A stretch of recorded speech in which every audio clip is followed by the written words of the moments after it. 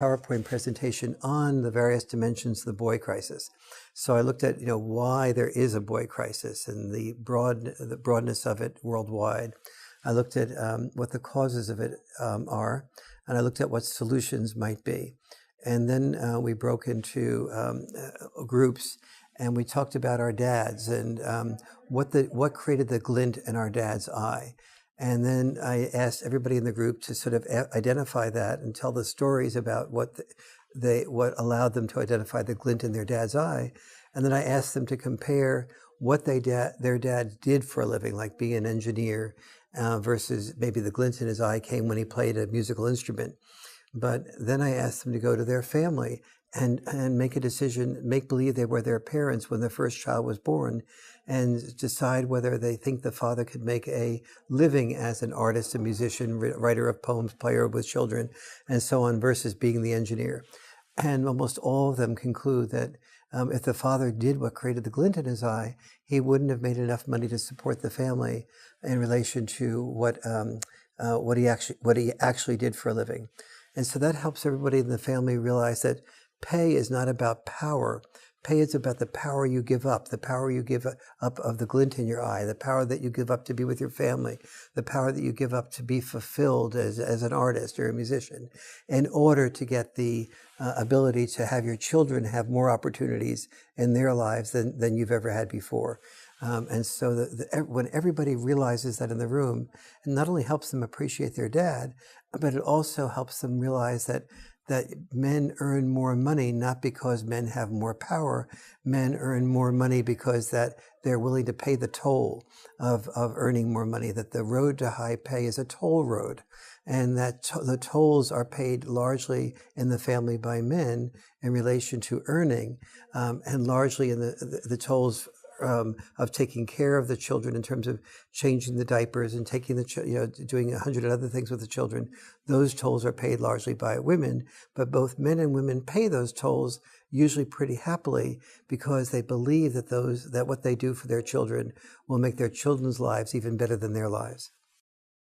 So here, dealing with men's issues, Warren, then we talked about my own father who died on basically at the eve of his retirement after working for 20 years, unhappily to provide for the family, but successfully to recover from bankruptcy.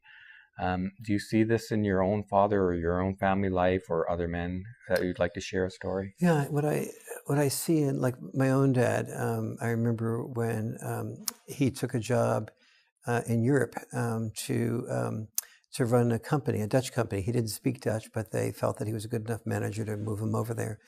And so he got involved in a totally different culture, learned Dutch somewhat well, and was respected and mocked by the Dutch workers who saw him as a outside, white male. White wasn't a problem, but American coming in there and sort of trying to run a Dutch company. And so, but he loved it and he loved the challenge of it. But my mother was getting depressed living in Holland. She didn't like the rain. She was she was much more interested in being with Americans than with Dutch women and Dutch men. She didn't feel she had any community, neighborhood support. And she was getting increasingly depressed, and she would cry in front of even me. And I was only 14, 15 at the time. And my father, of course, saw this, and he said, sweetie, if you need to, or if you want to, you move back to the United States, take the children with you, and I'll end my job here. And I will just phase out, give me a couple of months to phase out, and then I'll come back and I'll join you and Warren and your sister, Sister Gail and Brother Wayne. And so he did this. And 2 months later, he came back, but he didn't have a job. And so he was in his 50s. And so he couldn't find a job anywhere because people were afraid of investing in somebody who was so old and having to pay them pensions when they would only get the last years out of their work life. And so he ended up selling fuller brushes, which is something that if you're younger, you won't know what a fuller brush is. But if you're a little older, you know that fuller brush salespeople walked around the street from door to door with a big case full of brushes. And the only thing they had to sell was brushes. And they were very good brushes, but they were about 3 times what brushes normally cost. And so it was a little bit difficult to get people to buy those brushes. Very tough job. Very tough job. And he would make, a fraction of what he made in Europe.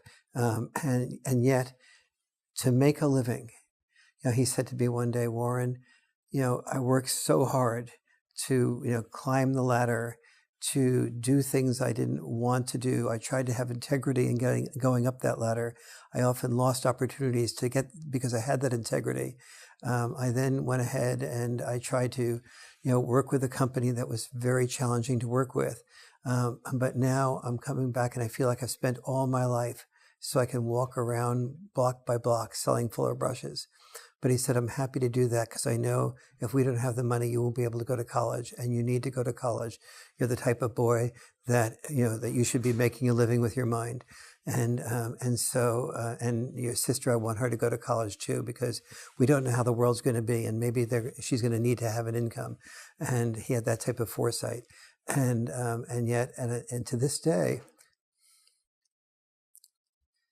of all the management jobs he had, I respect him more for walking the streets selling floor brushes than I do for all the management, auditing, accounting, and things that he did at a higher level road, because that's where I really saw that was his way of manifesting love.